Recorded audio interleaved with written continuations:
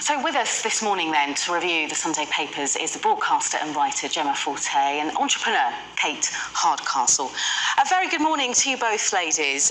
So there's so much wide-ranging stories in the papers today, which is always a treat, isn't it? But let's start with the Sunday Mirror. Because it's all about this video of Partygate, of a party in December 2020, Gemma. That's right, December the 14th. I remember that date because it's my daughter's birthday, and her 16th birthday was very drab. It was just us. It was just another boring day, but not at Conservative HQ. There they were having a bit of a knees up, and this video is absolutely disgusting, quite frankly, because the people who set the rules, the people at the top, should be adhering to them way stricter than anybody else. That is the point. And people who had way worse circumstances than me, i.e. sick relatives or restricted funerals, will feel so viscerally angry watching this. There are two people at this party who are on Boris Johnson's resignation honours list, so that makes a mockery of the word honour, doesn't it? Ben Mallet and Sean Bailey, which surely now has to be looked at, because otherwise it just completely... well, you know, what does it do? What does it say about what that privilege is, what that honour actually means? It's supposed to go to people who have done something to help society and to sort of do something for the greater good. There's another angle to this as well that really worries me. In the future, if ever there's any kind of health crisis for the UK, you know, any future public health messaging is going to be really, really jeopardised by this behaviour and these things that we're seeing and this constant bombardment of Partygate scandal, because it just takes away all trust in the people who are advising you what to do. So, you know, I hope we're not in a situation again, but one day in the future there might be a very real health situation where they're saying you need to do this or you need to do that, and is anybody going to listen? Well, certainly it's one of those moments that people all remember. It was your daughter's birthday, but it was also the Christmas that was cancelled for many people, so that's going to strike a chord. Kate, should we focus our attentions now briefly to the Financial Times weekend? What is it then that US colleges can learn from Oxbridge? Well, there's something very interesting going on here because, as you might see, I'm in LA at the moment. A lot of the conversation in business is about AI and AI plagiarism, because obviously one of the big concerns is where is the information coming from? And one of the main causes of concern has been from schools and universities saying and flagging up, look, we're really concerned that we might see a student's work and not be able to tell what's actually generated from a computer versus what's being generated by a student. So you might be surprised that this leading story in the Financial Times about plagiarism is quite easy to tell. In fact, not only is it easy to tell where the plagiarism's come from, it's been proven by a tribunal in that we've got Professor Dr. William O'Reilly, he's an associate professor actually, and it has been proven that in 2018 he produced a paper which was created with details, with information, with large parts from one of his students' work.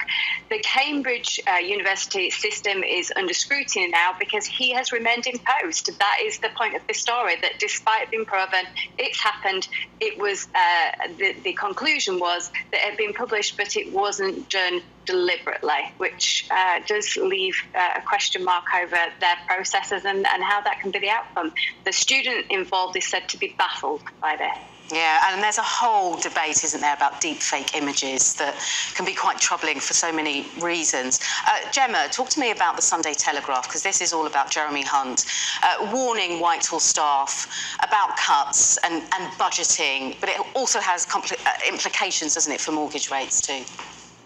It does indeed, and there's a few papers talking about this, and in fact I think we're going to be hearing a lot more about mortgages in the coming months, and it's a bit of a ticking time bomb, quite frankly. So in this particular piece, Jeremy Hunt is warning government departments they've got to find spending and job cuts. He's trying to make savings. He's absolutely desperate to reduce taxes, which of course are so incredibly high, but at the same time, as you say, he's also so determined to get inflation down, and he thinks that the way to do that is to assist the Bank of England with raising interest rates even further.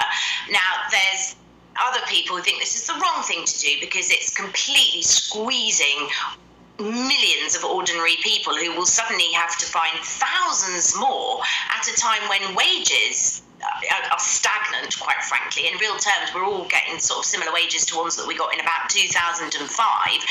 And you've got a real potential disaster coming down the tracks as people might default on their mortgages. Of course, the idea is that if people have less disposable income, then that means that prices go down because there's less demand.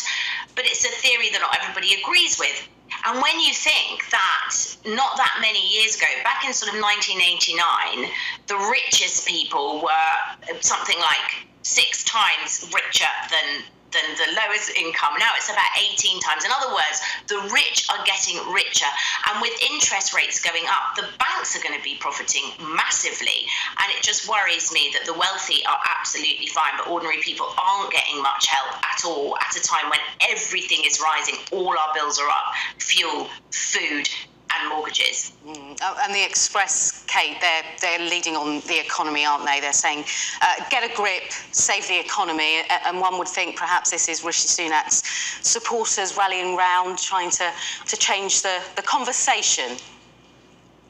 Oh, it so feels like that, Leah. Absolutely. This read has 2 points in there that absolutely we have a dynamic, a concern around the economy. We've got much to focus on, and not just about the here and now as well, about how we build for a better future. You know, how are we going to make sure people get fed in the future? What's the future of agriculture? Where are the investment points? Where do the new pieces of work come from? There's a lot of thinking that needs to be happening about that point of view. But at the same time, the suggestion here being that some within the party, within the Conservative Party, said we're guilty of self-indulgent politicking at the moment, in that we're just doing too much navel gazing, and let's get over all of this stuff that's happened. You know, I would certainly want a party to make sure they're completely able, when running the country, to be able to look into retrospectively what's gone wrong in a big way, and at the same time prepare the country for a better future too. You know, it's possible for both to be done. Gemma, very briefly, it's also sort of hinting at putting this Boris Johnson psychodrama behind the Conservative Party. Is that possible? I don't know. I have a feeling it's going to carry rumbling on. The press are complicit in that as well. It always makes the front pages. And I agree with Kate, you know, at a time when we've never more desperately needed really sensible, strategic, joined-up thinking and great governance, we've got the precise opposite. But drama after drama. I personally think they're a party that are worn out, that need a rest, a long, long rest. I think it's time for an election, quite frankly. And, you know, going back to things like the mortgage rates, if you look at polling, everybody remembers Kwasi Kwarteng and Liz Truss, and that day, that has contributed to this Ladies, as well. We're going to have to leave it there. So much more to talk about. But for now, Gemma, Kate, thank you very much for your time. Join us after the break on Sky News Breakfast. We'll be talking more about Partygate and that new video showing Conservative Party members partying during lockdown.